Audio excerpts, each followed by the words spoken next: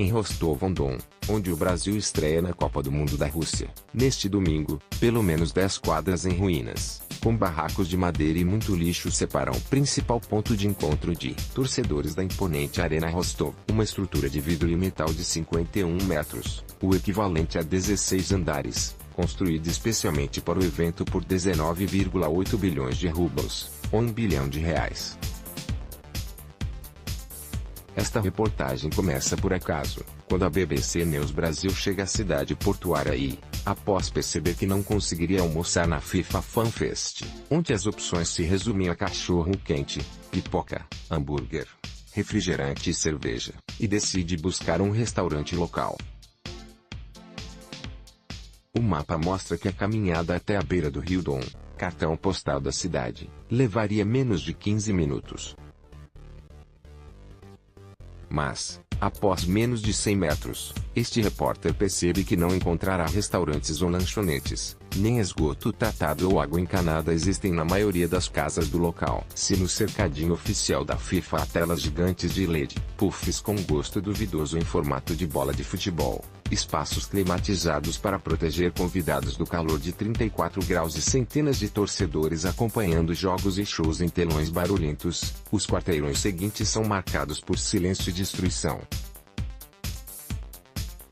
Nas ruas praticamente desertas, idosos com as costas curvadas carregam baldes cheios em torneiras enferrujadas que aparecem em algumas esquinas. Ratos cruzam o asfalto por onde mato e lixo avançam. Não há calçadas na maioria das vias, pilhas de pontas de cigarro barato, pequenas garrafas de vodka e de pulgar, uma espécie de fermentado milenar conhecido como vinho de pão, se acumulam em canteiros, evidenciando o desafio que Rússia enfrenta com o alcoolismo. Estima-se que 10 litros de álcool puro são consumidos anualmente por habitante na Rússia e 3 em cada 10 homens morrem por causas ligadas à bebida.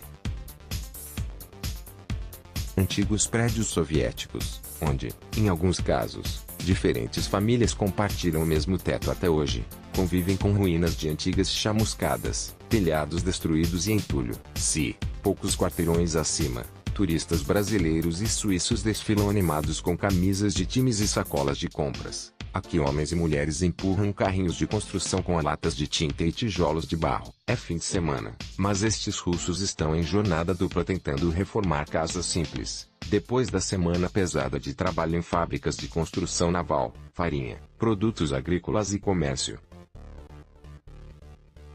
As reformas tentam cobrir marcas de fogo que se espalham por toda parte. Mais tarde a reportagem consegue entender por quê. Vizinhança fedida. Rostov-on-Don fica no sudoeste russo, a 1.100 km de Moscou, em direção à tensa fronteira entre a Rússia e a Ucrânia, palco de conflitos militares recentes. Desde o século XVIII, o local é um dos mais importantes centros comerciais do sul da Rússia, graças à posição estratégica à beira do rio, ligando o Mar de Azov ao Cáucaso, região rica em minérios e petróleo que inclui o sul russo, a Geórgia, a Armênia e Azerbaijão. Diferente de grandes centros como Moscou e São Petersburgo, grandes cidades internacionais semelhantes às principais capitais ocidentais em termos de infraestrutura, Rostov-on-Don não está acostumada a receber turistas, muito menos estrangeiros. Se na capital russa não é simples encontrar alguém que fale inglês, em Rostov a tarefa é quase impossível. Para entender o que se passa no bairro pobre, a reportagem recorre a um aplicativo de tradução no celular, em um diálogo silencioso, delicado e triste, em que repórter e moradores se comunicam por mímica, expressões faciais e digitam perguntas e respostas em seus respectivos idiomas. A primeira descoberta sobre o local: o bairro é historicamente conhecido na região como Govniarka, algo como vizinhança fedida. A poucos metros de avenidas reconstruídas para a Copa, com praças bem cuidadas e comércio em shoppings de vidro, as quadras precárias por onde a BBC News caminha correspondem ao centro antigo da cidade, onde estivadores, migrantes pobres, alcoólatras e desempregados convivem em ocupações de casebres com moradores de classe média há pelo menos um século. situadas em uma área central alvo de forte especulação imobiliária, próximo a teatros, com vista para o estádio. Boa parte das moradias aqui são ilegais, algo semelhantes aos barracos das favelas brasileiras ou a prédios ocupados em cidades como São Paulo. As moradias não têm registro oficial nas prefeituras, portanto tampouco contam com infraestrutura e serviços públicos como saneamento. Só as ruas centrais e importantes estão em ordem. Digita uma moradora no aplicativo de traduções. Distrito Antigo continua como sempre esteve. O governo não fez nada aqui para a Copa e estão todos como sempre viveram, apodrecendo.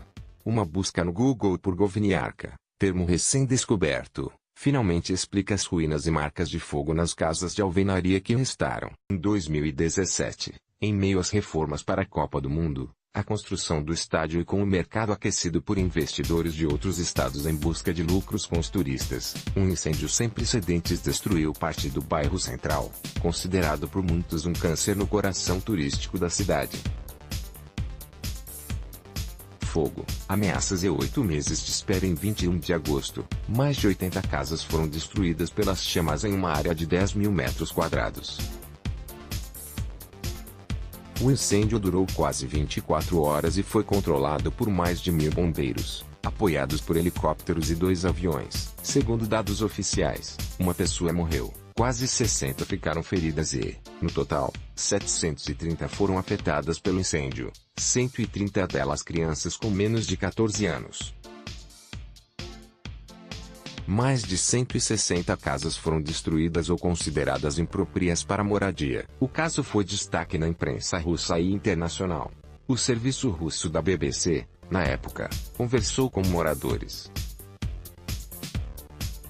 Nina Polianskaya, que morava ali com o marido, perdeu tudo que tinha e contou que entrou na casa em chamas na tentativa de resgatar pelo menos os potes de geleia que guardava no porão. Alexander Petrovich, que voltava com a família de Sochi, onde a seleção brasileira está treinando na Rússia, acabava de comprar a casa completamente destruída. Segundo a imprensa oficial russa, os moradores disseram na época que, no início do mês, haviam sido ameaçados por homens não identificados a venderem suas casas para a construção de hotéis para a Copa. Em redes sociais, a população local dizia que os homens prometiam queimar as casas se os moradores não saíssem dali.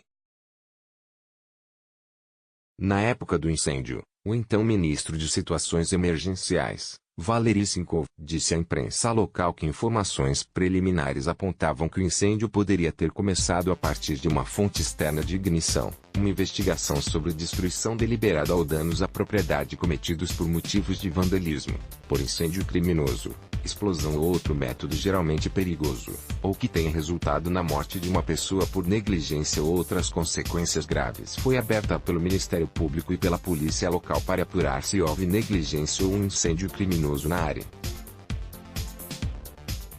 Em janeiro deste ano, no entanto, também de acordo com a imprensa oficial, a polícia não teria encontrado evidências de crime. No mais recente comentário oficial sobre o caso, em abril, a agência estatal RIA citou o governador da região, Ivor Gustikov, que informou que as investigações ainda não haviam sido completadas, mas que a causa pode ter sido um incêndio criminoso. Passados 8 meses do incêndio, os moradores ainda não sabem o que destruiu seus lares.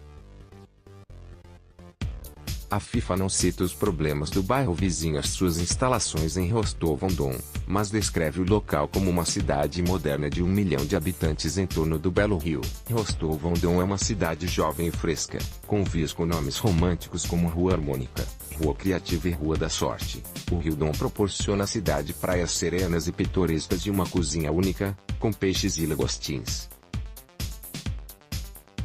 Na véspera e na manhã do dia de estreia do Brasil na Copa, turistas circulavam em peso pelas áreas no entorno da vizinhança fedida.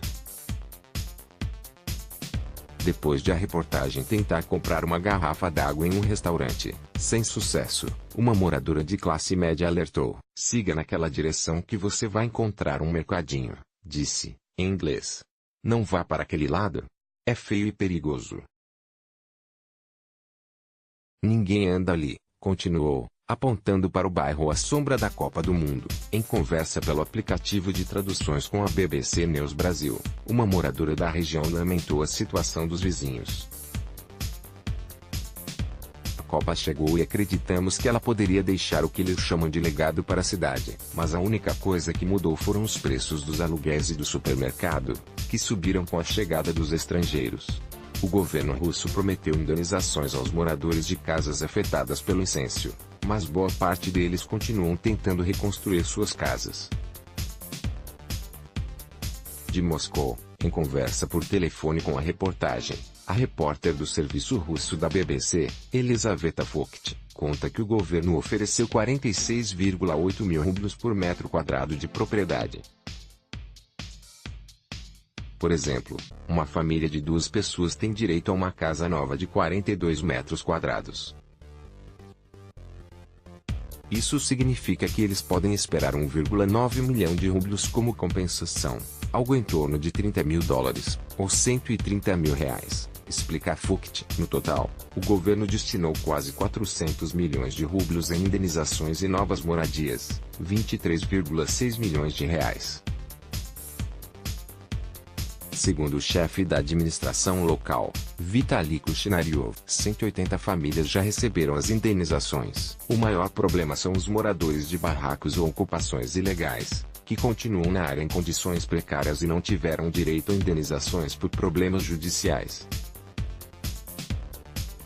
E muita gente acredita que merece receber uma indenização maior, porque a terra ali é muito cara e atraente para investidores. Continua a repórter da BBC News Rússia. Brasil. O debate sobre o legado da Copa para os moradores locais lembra o ocorrido no Brasil em 2014. Em Recife, no Rio de Janeiro e outras cidades sede da Copa do Mundo de 2014, moradores denunciaram truculência em milhares de desapropriações forçadas para abrir espaço para estádios, muitos deles, em situação de abandono atualmente, e projetos de infraestrutura, como corredores expressos para BRTs, sistema de ônibus rápido, e alargamento de vias, somente no Rio de Janeiro. De acordo com cálculos do Comitê Popular da Copa e das Olimpíadas da cidade, mais de 22 mil famílias passaram por remoções ou desapropriações entre 2009 e 2015, em processos relacionados tanto ao Mundial de Futebol quanto aos Jogos Olímpicos Rio 2016.